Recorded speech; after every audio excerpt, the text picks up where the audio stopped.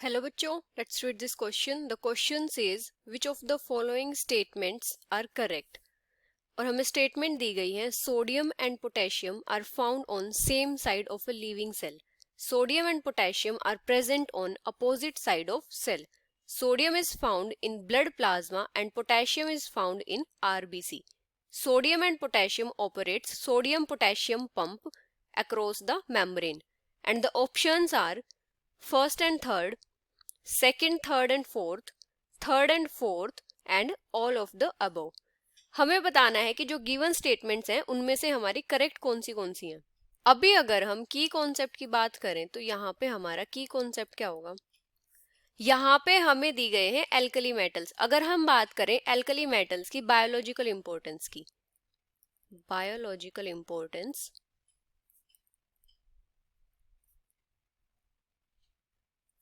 Of alkali metals, तो जो alkali metals होते हैं वो बायोलॉजिकली कैसे इंपॉर्टेंट होते हैं, उनकी हमारी बॉडी में बायोलॉजिकल इंपॉर्टेंस क्या होती है. अभी अगर हम बात करें सोडियम आयंस की, जो सोडियम आयंस होते हैं वो सेल के आउटसाइड मिलते हैं, वो मिलते हैं ब्लड प्लाज्मा में और या फिर जो इंटरस्टिशियल फ्लूइड होता है सेल के सराउंड उसमें. Found on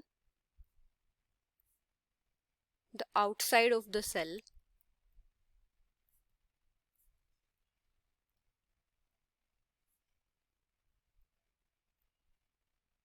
being located in blood plasma.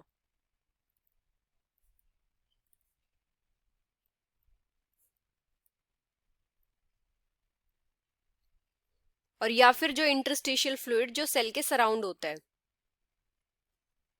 And in the interstitial fluid which surrounds the cell.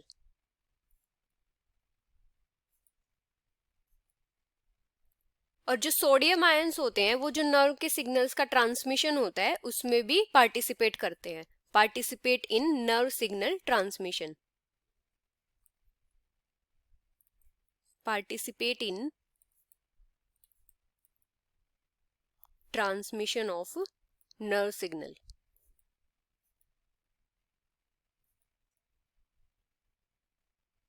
और जो सोडियम आयंस होते हैं वो सेल मेम्ब्रेन में वाटर फ्लो को भी रेगुलेट करते हैं. Water flow. और ये क्या करते हैं, ये जो अमीनो एसिड्स या फिर शुगर्स होते हैं उनके ट्रांसपोर्ट में भी हेल्प करते हैं या पार्टिसिपेट करते हैं. Transport of sugar and amino acids. Sugar and amino acids जो सेल में ट्रांसपोर्ट होता है इनटू सेल्स. अभी अगर हम बात करें पोटेशियम आयंस की,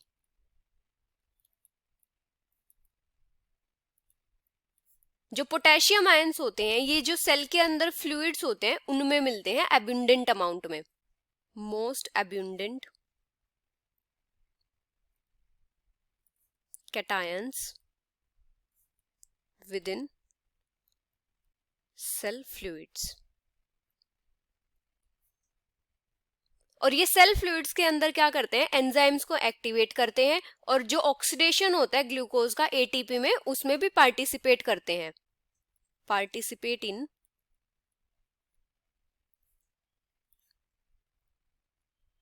oxidation of glucose to produce ATP. और सोडियम आयंस के साथ मिलके ये क्या करते हैं, नर्व सिग्नल्स का ट्रांसमिशन करते हैं. Transmission of nerve signals.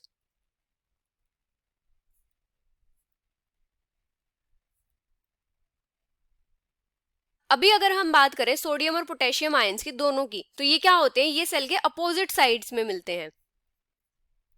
Both are found on opposite sides of cell membrane.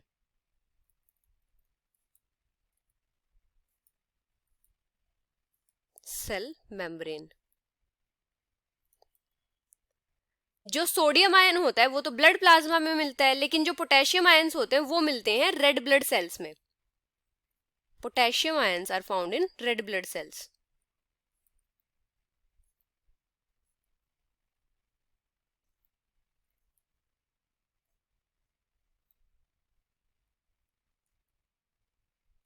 जो सोडियम और पोटेशियम होते हैं इनके आयनिक ग्रेडियंट्स एक मैकेनिज्म फॉर्म करते हैं जिसको क्या बोलते हैं, sodium potassium pump. Sodium potassium pump. अभी अगर हम स्टेटमेंट्स देखें तो फर्स्ट स्टेटमेंट क्या है, sodium and potassium are found on same side of living cell. तो ये हमारी इनकरेक्ट स्टेटमेंट होगी क्योंकि सोडियम और potassium opposite side of cells में मिलते हैं। सेकेंड स्टेटमेंट है sodium and potassium are present on opposite side of cell. तो ये हमारी स्टेटमेंट करेक्ट होगी।